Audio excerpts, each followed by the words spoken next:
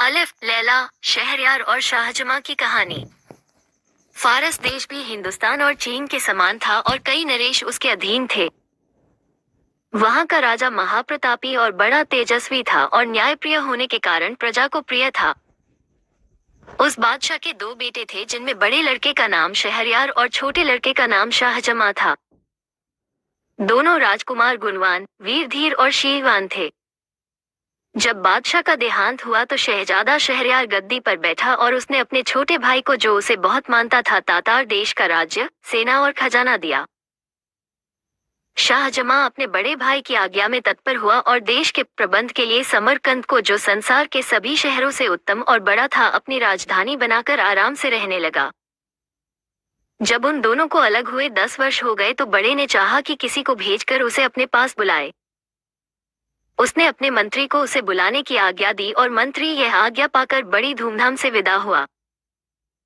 जब वो समरकंद शहर के समीप पहुंचा तो शाहजमां ये समाचार सुनकर उसकी अगवानी को सेना लेकर अपनी राजधानी से रवाना हुआ और शहर के बाहर पहुंचकर मंत्री से मिला। वो उसे देखकर प्रसन्न हुआ। शाहजमां अपने भाई शहरयार का कुशलक्षेम पूछने लगा। मंत्री ने शाहजमां को दंडवत कर उसके भाई का हाल कहा।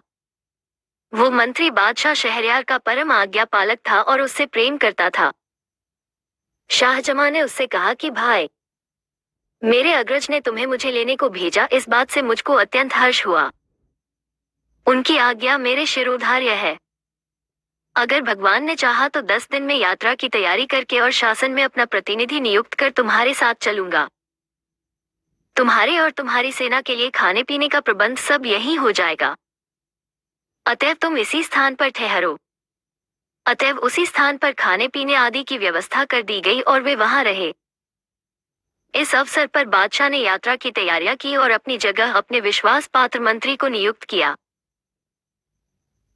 एक दिन सायं अपनी बेगम से, जो उसे अति प्रिय थी, विदा ली और अपने सेवकों और मुसाहिबों को लेकर समरकंद से चला और अपने खेमे में पहुंचकर मंत्री के साथ बातचीत करने लगा। आधी रात होने पर उसकी इच्छा हुई कि एक बार बेगम से फिर मिल आऊं। वो सबसे छुपकर अकेला ही महल में पहुंचा। बेगम को उसके आने का संदेह तक न था। वो अपने एक तुच्छ और कुरूप सेवक के साथ सो रही थी। शाहजमां सोचकर आया था कि बेगम उसे देखकर अति प्रसन्न होगी। उसे दूसरे मर्द के साथ सोते देखकर एक क्षण के लिए उसे काट मार गया। कुछ संभलने पर सोचने लगा कि कहीं मुझे दृष्टिभ्रम तो नहीं हो गया। लेकिन भली भांति देखने पर भी जब वही बात पाई तो सोचने लगा, ये कैसा अनर्थ है कि मैं अभी समरकंद नगर की रक्षा भित्ति से बाहर भी नहीं निकला और ऐसा कर्म होने लगा। वो क्रोधाग्नि में जलने लगा और उसने तलवार निकालकर ऐसे हाथ मारे कि दोनों के सिर कटकर पलंग के नीचे आ गए। इसके बाद दोनों शवों को पिछवाड़े की खिड़की से नीचे गड्ढे में फेंककर वो अपने खेमे में वापस आ गया। उसने किसी से रात की बात न बताई। दूसरे दिन प्रातः ही सेना चल पड़ी। उसके साथ के और सब लोग तो हंसी खुशी रास्ता काट रहे थे, किंतु शाहजमां अपनी बेगम के पाप कर्म को याद करके दुखी रहता था और दिनों दिन उसका मुंह पीला पड़ता जाता था। उसकी सारी यात्रा इसी कष्ट में बीती। जब वो हिंदुस्तान की राजधानी के समीप पहुंचा और शहरयार ने ये सुना तो वो अपने सारे दरबारियों को लेकर शाहजमां की अभ्यर्थना के लिए आया। जब दोनों एक दूसरे के पास पहुंचे तो अपने अपने घोड़े से उतरकर गले मिले और कुछ देर तक एक दूसरे की कुशलक्षेम पूछकर बड़े समारोहपूर्वक रवाना हुए। शहरयार ने शाहजमां को उस महल में ठहराया जो उसके लिए पहले से सजाया गया था और जहां से उद्यान दिखाई देता था। वो महल बड़ा और राजाओं के स्वागत योग्य था। फिर शहरयार ने अपने भाई से स्नान करने को कहा। शाहजमां ने स्नान करके नए कपड़े पहने और दोनों भाई महल के मंच पर बैठकर देर तक वार्तालाप करते रहे। सारे दरबारी दोनों बादशाहों के सामने अपने अपने उपयुक्त स्थान पर खड़े रहे। भोजन उपरांत भी दोनों बादशाह देर तक बातें करते रहे। जब रात बहुत बीत गई तो शहरयार अपने भाई को आतिथ्य गृह में छोड़कर अपने महल को चला गया। शाहजमां फिर शोकाकुल होकर अपने पलंग पर आंसू बहाता हुआ लौटता रहा। भाई के सामने वह अपना दुख छुपाए रहा, लेकिन अकेला होते ही उस पर वही दुख सवार हो गया और उसकी पीड़ा ऐसी बढ़ गई जैसे उसकी जान लेकर ही छोड़ेगी। वो एक क्षण के लिए भी अपनी बेगम का दुष्कर्म भुला नहीं पाता था। वो अक्सर हाय हाय कर उठता और हमेशा ठंडी सांसें भरा करता। उसे रातों को नींद नहीं आती थी। इसी दुख और चिंता में उसका शरीर धीरे धीरे घुलने लगा। शहरयार ने उसकी ये दशा देखी तो विचार किया कि मैं शाहजमां से इतना प्रेम करता हूँ और उसकी सुख सुविधा का इतना ख्याल रखता हूँ, फिर भी सदैव ही इसे शोक सागर में निमग्न देखता हूँ। मालूम नहीं इसे अपने राज्य की चिंता खाई जाती है या अपनी बेगम का विछोह सताता है। मैंने इसे यहाँ बुलाकर बेकार ही इसे शोक संताप में डाल दिया। अब उचित होगा कि इसे समझा बुझाकर और उत्तमोत्तम भेंट वस्तुएं देकर समरकंद वापस भेज दूं ताकि इसका दुख दूर हो सके। ये सोचकर उसने हिंदुस्तान देश की बहुमूल्य वस्तुएं थालों में लगाकर शाहजमां के पास भेजी और उसका जी बहलाने के लिए तरह तरह के खेल तमाशे करवाए, लेकिन शाहजमां की उदासी कम नहीं हुई बल्कि बढ़ती ही गई। फिर शहरयार ने अपने दरबारियों से कहा कि सुना है यहाँ से 2 दिनों की राह के बाद एक घना जंगल है और वहाँ अच्छा शिकार मिलता है, इसलिए मैं वहाँ शिकार खेलने जाना चाहता हूँ। तुम लोग भी तैयार होकर मेरे साथ चलो और शाहजमां से भी चलने को कहो, क्योंकि शिकार में उसका जी लगेगा और उसका चित्त प्रसन्न होगा। शाहजमां ने निवेदन किया कि मेरी तबीयत ठीक नहीं है, इस कारण मुझे शिकार पर जाने से माफ करें।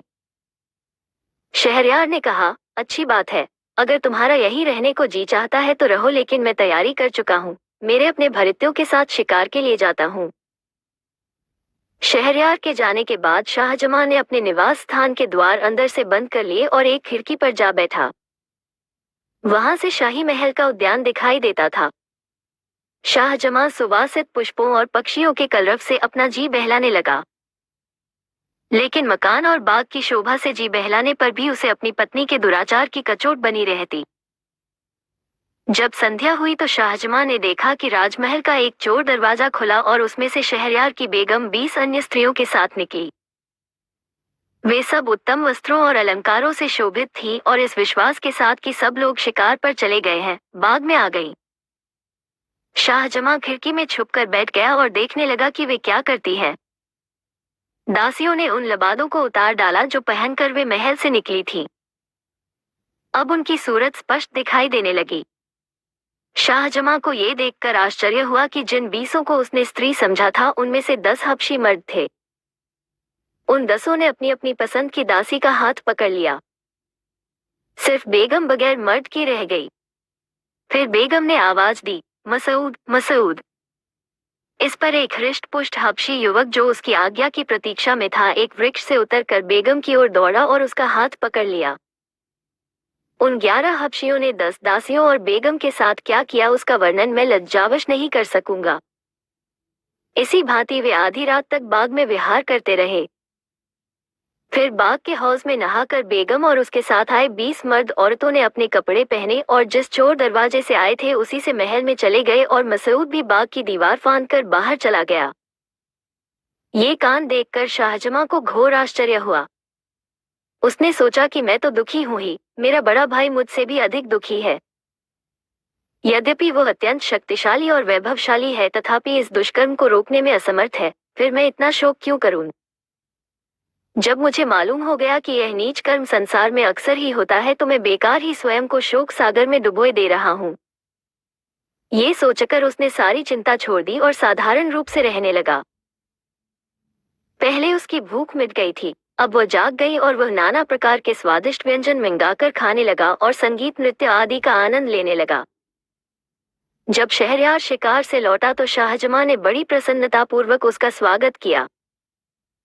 शहरयार ने उसे शिकार किए हुए बहुत से जानवर दिखाए और कहा कि बड़े खेद की बात है कि तुम शिकार पर नहीं गए, वहां बड़े आनंद की जगह है। शाहजमां बादशाह की हर बात का हंसी खुशी उत्तर देता था। शहरयार ने सोचा था कि वापसी पर भी शाहजमां को दुख और शोक में डूबा पाएगा, लेकिन इसके विपरीत उसे प्रसन्न और संतुष्ट देखकर बोला, ए भाई, भगवान को बड़ा धन्यवाद है कि मैंने थोड़ी ही अवधि में तुम्हें प्रसन्न और व्याधि मुक्त देखा। अब मैं तुम्हें सौगंध देकर एक बात पूछता हूँ, तुम वो बात जरूर बताना। शाहजमां ने कहा, जो बात भी आप पूछेंगे मैं अवश्य बताऊंगा।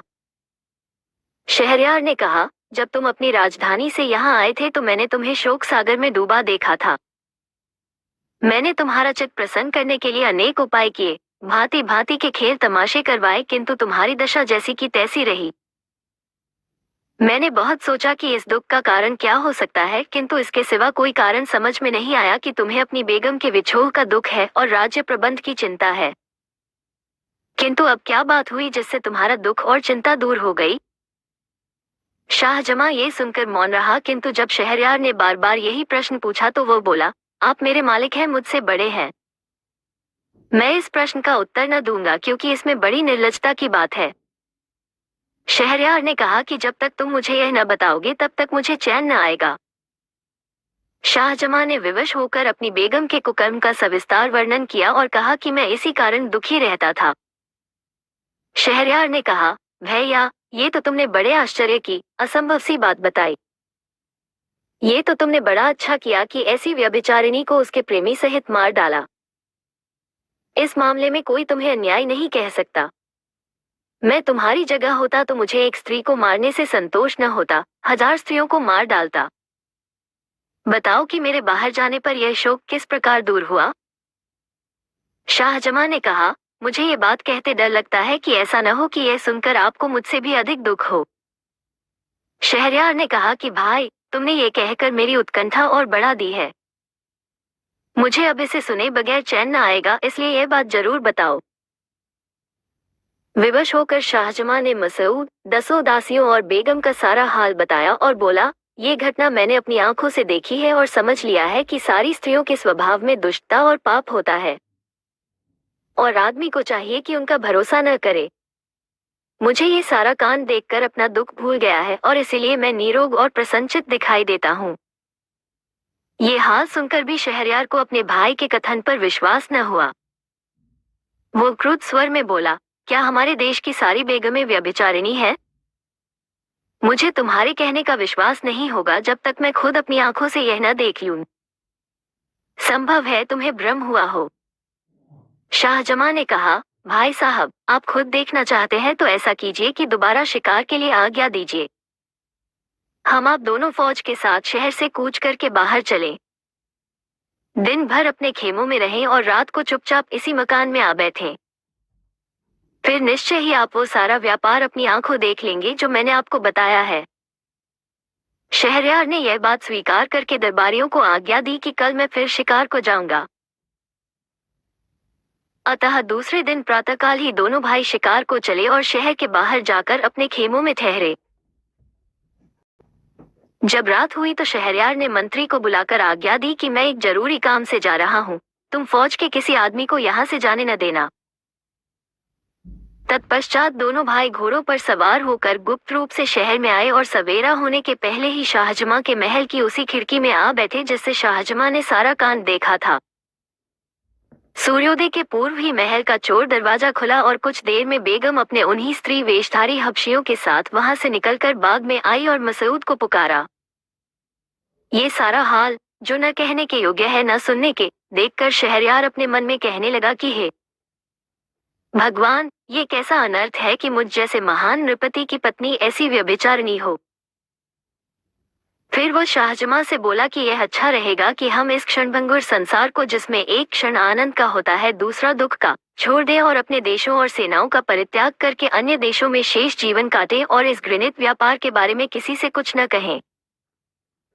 शाहजमां को ये बात पसंद नहीं आई, किंतु अपने भाई की अत्यंत दुखी दशा देखकर उसने इनकार करना ठीक न समझा और बोला, भाई साहब, मैं आपका अनुचर हूँ और आपकी आज्ञा को पूर्ण रूप से मानूंगा, लेकिन मेरी एक शर्त है।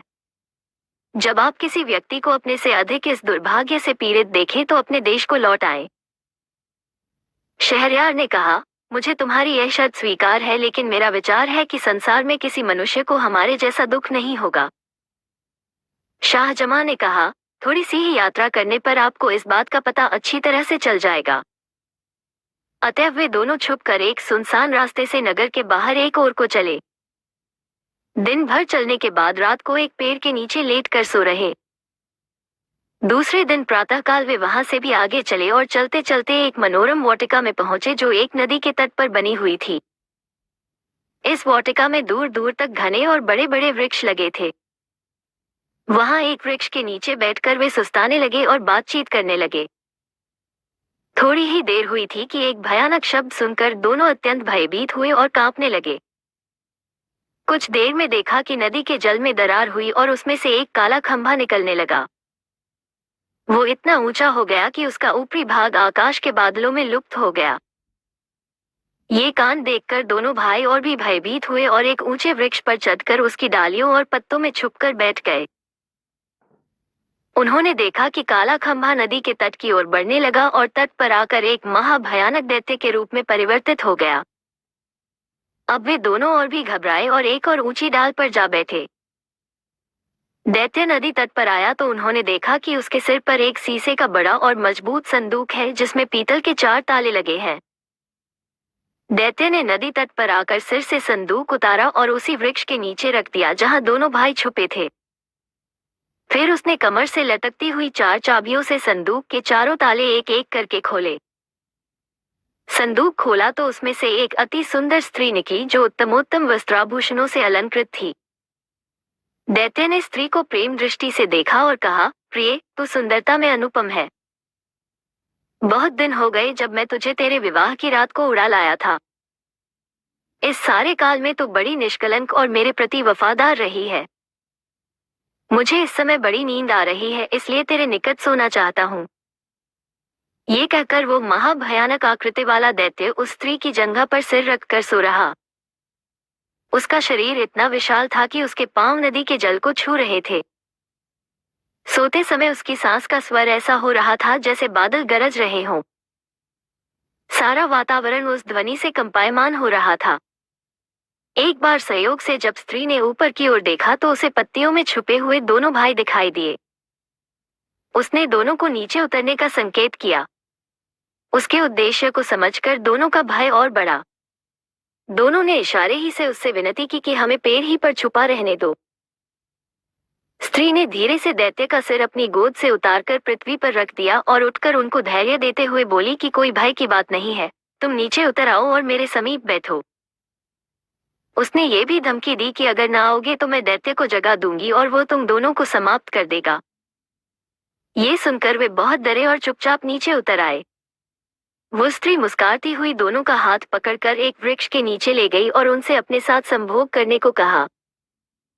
पहले तो उन दोनों ने इनकार किया, किंतु फिर उसकी धमकी से डरकर वो जैसा चाहती थी उसके साथ कर दिया। इसके बाद स्त्री ने उनसे उनकी एक एक अंगूठी मांग ली। फिर उसने एक छोटी सी संदूकची निकाली और उनसे पूछा कि जानते हो इसमें क्या है और किस लिए है? उन्होंने कहा, हमें नहीं मालूम, तुम बताओ इसमें क्या है। उस सुंदरी ने कहा, इसमें उन लोगों की निशानियां हैं जो तुम्हारी तरह मुझसे संबंध कर चुके हैं। ये 98 अंगूठियां थी और तुम्हारी 2 मिलने से 100 हो गईं। इस दैत्य की इतनी कड़ी निगरानी के बाद भी मैंने 100 बार ऐसी मनमानी की है। ये दुराचारी दैत्य मुझ पर इतना आसक्त है कि क्षण भर के लिए भी मुझे अपने से अलग नहीं करता और बड़ी देखभाल के साथ मुझे इस शीशे के संदूक में छुपाकर समुद्र की तलहटी में रखता है। लेकिन उसकी सारी चालाकी और रक्षा प्रबंध पर भी मैं जो चाहती हूँ वो करती हूँ और इस बेचारे का सारा प्रबंध बेकार हो जाता है। अब मेरे हाल से तुम समझ लो कि स्त्री जब कामासक्त होती है तो कोई भी उसे दुष्कर्म से रोक नहीं सकता। इसके पश्चात वो उनकी अंगूठियां लेकर अपनी जगह आई। उसने दैत्य का सिर फिर अपनी गोद में रख लिया और इन दोनों को संकेत किया कि चले जाओ। दोनों वहां से चल दिए और जब बहुत दूर निकल गए तो शाहजमां ने अपने बड़े भाई शहरयार से कहा, देखिए, इतनी सुरक्षा और कड़े प्रबंध पर भी यह स्त्री अपने मन की अभिलाषा पूरी कर रही है। ये भी देखिए कि दैत्य को उस पर कितना विश्वास है और वह उसकी निष्कलंकता की कैसी प्रशंसा कर रहा था। अब आप ही न्यायपूर्वक बताएं कि इस बेचारे पर हम लोगों से अधिक दुर्भाग्य है या नहीं। हम जो बात ढूंढने निकले थे वो हमें मिल गई। अब हमें चाहिए कि अपने अपने देशों को चलें और किसी स्त्री से विवाह न करें, क्योंकि शायद ही कोई स्त्री निष्पाप हो। चुनांचे शहरयार ने अपने छोटे भाई के कहने के अनुसार ही काम किया और वहां से दोनों शहरयार की राजधानी को चले। 3 रातों बाद वे अपनी सेनाओं में पहुंचे। शहरयार ने आगे शिकार पर न जाना चाहा और राजधानी को वापस आ गया। महल में जाकर उसने मंत्री को आज्ञा दी कि वो बेगम को ले जाकर मृत्युदंड दे। मंत्री ने बादशाह की आज्ञानुसार ऐसा ही किया।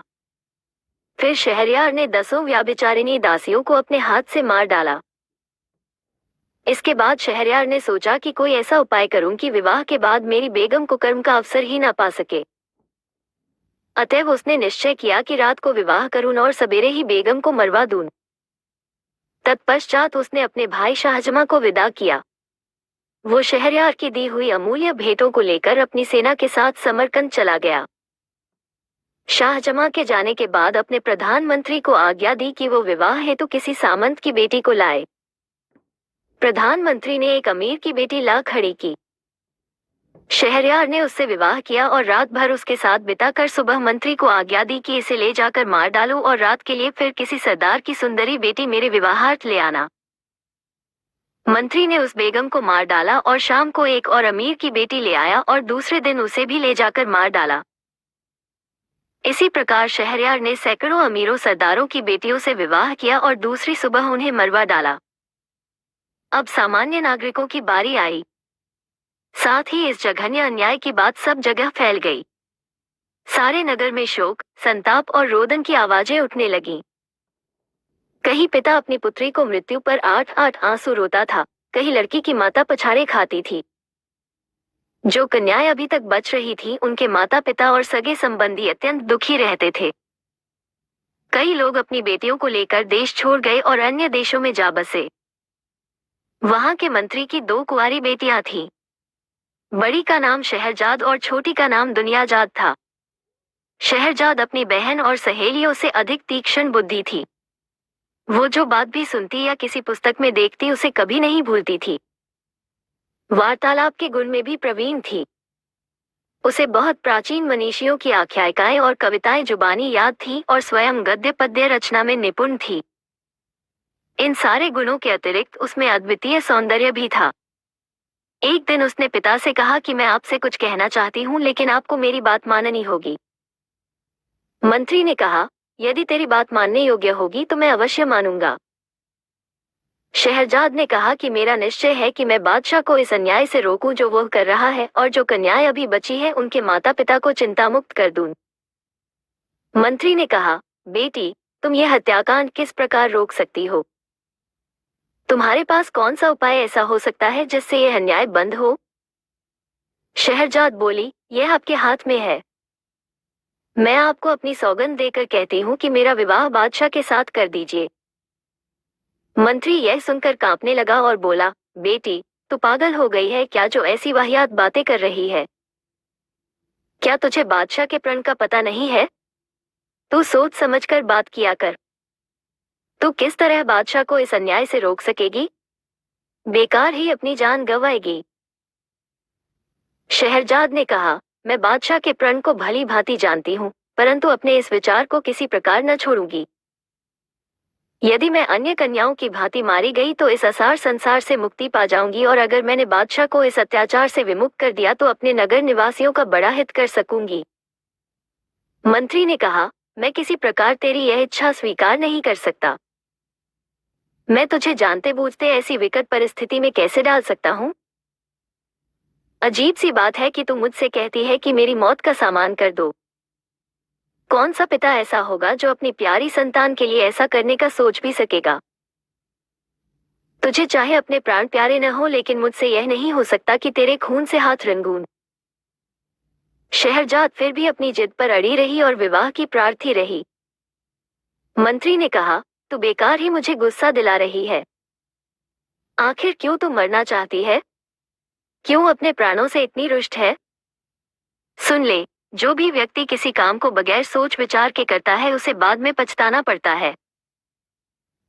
मुझे भय है कि तेरी दशा उस गधे की तरह न हो जाए जो सुख से रहता था किंतु मूर्खता के कारण दुख में पड़ा।